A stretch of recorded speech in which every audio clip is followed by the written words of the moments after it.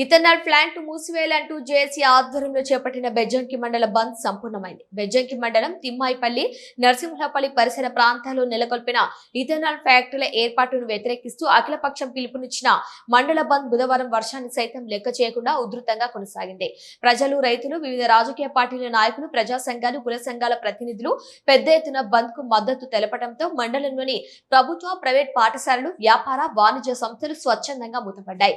ఓవైపు ఎడతెరిపి లేకుండా కురుస్తున్న వర్షంలో సైతం జేఏసీ నాయకులు ఆందోళన కార్యక్రమాలు చేపట్టారు.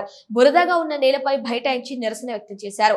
ఇథనాల్ పరిశ్రమలు ఏర్పాటైతే పర్యావరణ కాలుష్యం పెరిగి భూగర్భ జలాలు కలుషితమవడంతో పాటు వ్యవసాయం, ప్రజారోగ్యంపై తీవ్ర ప్రభావం పడుతుందని ఆందోళన వ్యక్తం చేశారు. ఫ్యాక్టరీల అనుమతులను వెంటనే రద్దు చేయాలని ప్రభుత్వాన్ని డిమాండ్ చేశారు. రాబోయే 45 రోజుల్లో స్థానిక ఎమ్మెల్యే చొరవ తీసుకుని ఇథనాల్ ఫ్యాక్టరీల అనుమతులను రద్దు చేయించాలని, లేని పక్షంలో రోజుకో రూపంలో ఉద్యమాన్ని మరింత ఉధృతం చేస్తామని హెచ్చరించారు. అనుమతులు రద్దయ్యే వరకు తమ పోరాటం ఆగదని స్పష్టం చేశారు.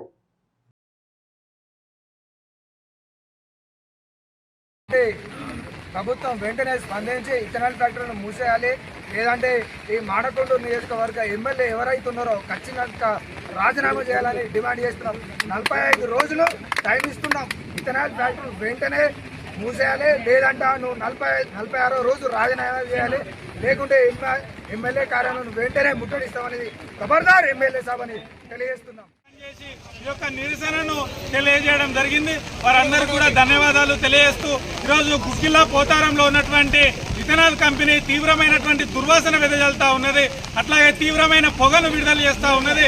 అట్లాగే తీవ్రమైనటువంటి దుర్వాసనను వెదజల్తా ఉన్నది. అట్లాగే దాన్ని వ్యర్థం అందించడం లేదు. మరి ఈ సందర్భంగా ప్రభుత్వాన్ని హెచ్చరిస్తా ఉన్నాం, ప్రభుత్వ అధికారులను హెచ్చరిస్తా ఉన్నాం. ప్రజల ప్రాణాలు పోయినా కూడా మీరు పట్టించుకోరా అని మేము అడుగుతా ఉన్నాం. మరి అక్కడ పనిచేసే కూలీలకు, రైతులకు ఆ పొగతోటి కండ్లు మంటా ఉన్నాయని చెప్తా ఉన్నారు. అట్లాగే వాళ్ళు దుర్వాసనతోటి వాంతులు, విరోచనాలు అవుతున్నాయని చెప్తా ఉన్నారు. మరి మా ప్రజల్ని పట్టించుకోరా అని మేము అడుగుతా